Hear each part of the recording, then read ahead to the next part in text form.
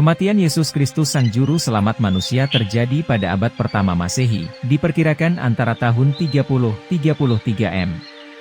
Menurut penanggalan Yahudi, ia mati tergantung di atas salib, tanggal 14 Nisan, beberapa jam sebelum hari Paskah Yahudi dirayakan, tanggal 15 Nisan, dimulai pada sekitar PK.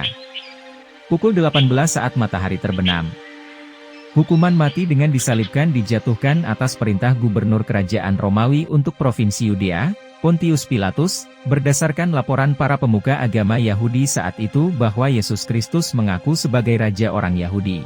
Berita penyaliban dan kematian ini dicatat di sejumlah tulisan sejarawan kerajaan Romawi, orang Yahudi dan murid-murid Yesus. Catatan yang paling detail ditemukan di kitab-kitab Injil dalam bagian Perjanjian Baru Alkitab Kristen. Ada dua penginjil yang memberi pandangan waktu kematian Yesus di kayu salib yaitu Markus dan Yohanes, yang kedua pandangannya tercatat di dalam kitab suci Kristen. Namun kedua orang ini memberi pandangan waktu yang berbeda. Menurut Markus, Yesus mati pada pukul 9, Markus pukul 15.25 dan menurut Yohanes, Yesus mati pada pukul 12, Yohanes pukul 19.14. Atas perbedaan waktu penyaliban dan kematian Yesus ini, para orang sebelah akhirnya berceloteh bahwa keberadaan kitab suci diragukan kebenarannya. Sesungguhnya apa yang terjadi dari dua pandangan ini? Kronologi kematian Yesus. Di dalam Alkitab kisah penyaliban dan kematian Yesus dicatat dalam keempat Injil. Sekalipun keempatnya memiliki ciri khas tersendiri dalam menggambarkan peristiwa kematian Yesus, namun secara harmonis mencatat kronologi peristiwa penyaliban dan kematian Yesus sebagai berikut. 1. Perjamuan makan di malam sebelum Yesus disalibkan, perjamuan terakhir. 2. Pengkhianatan salah seorang murid terdekatnya, Yudas. 3. Yesus berdoa di Taman Getsemani. 4. Penangkapan Yesus di Taman Getsemani. 5. Pengadilan Yesus di hadapan pemuka-pemuka agama Yahudi. 6. Penyangkalan sebanyak 3 kali oleh murid terdekatnya, Petrus, bahwa ia mengenal Yesus. 7. Pengadilan Yesus menurut hukum Romawi yang dilakukan oleh Pontius Pilatus. 8. Yesus dibawa ke Golgota untuk disalibkan.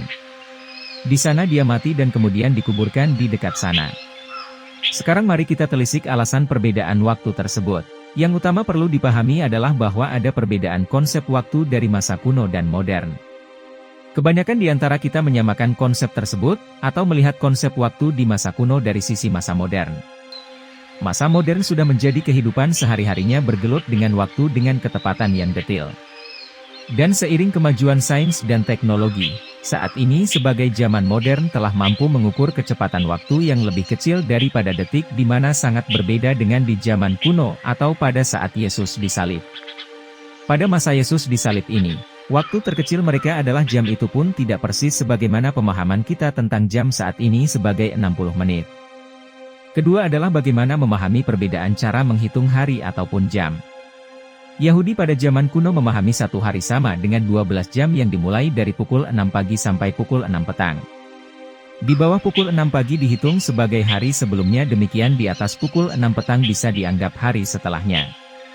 Contoh Markus yang menyebut pukul 9 pagi sebenarnya tertulis dalam teks asli adalah jam ketiga. Dan Yohanes yang menyebut pukul 12 siang sebenarnya tertulis dalam bahasa aslinya, jam ke-6.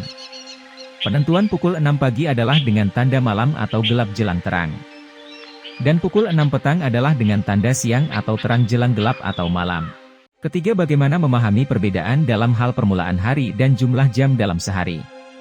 Di zaman kuno menggunakan pembagian jam dalam sehari adalah bersifat umum dan panjang. Dari pagi hingga petang, mereka pakai 4 bagian waktu yaitu pukul 9 siang, 12 siang, 3 sore dan 6 petang.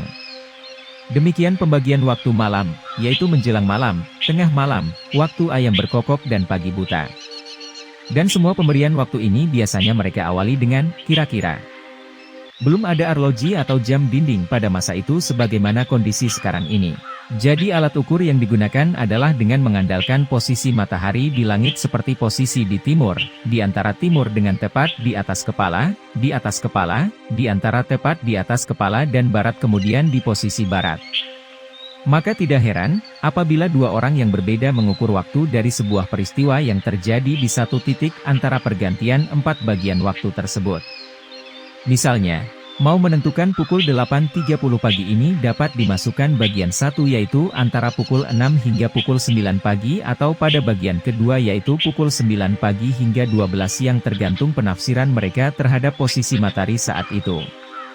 Dalam kondisi semacam ini, maka tidak ada alat ukur waktu yang pasti yang dapat digunakan seperti sekarang ini.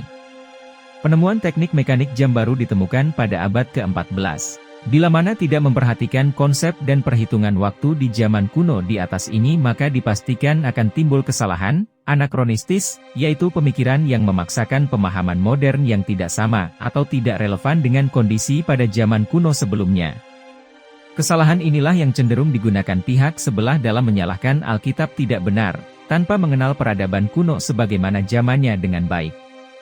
Sekarang kita akan mencoba mengerti Markus pukul 15.25 dan Yohanes pukul 19.14 dengan perspektif kuno di atas. Ungkapan pukul 9 di catatan Markus bisa merujuk pada saat-saat terakhir menjelang bagian pertama, pukul 6.09 pagi, berakhir atau awal bagian yang kedua, pukul September 12 siang, tergantung pada bagaimana seseorang melihat sudut posisi matahari di langit. Begitu pula, ungkapan pukul 12 bisa merujuk pada sembarang waktu sebelum bagian kedua berakhir.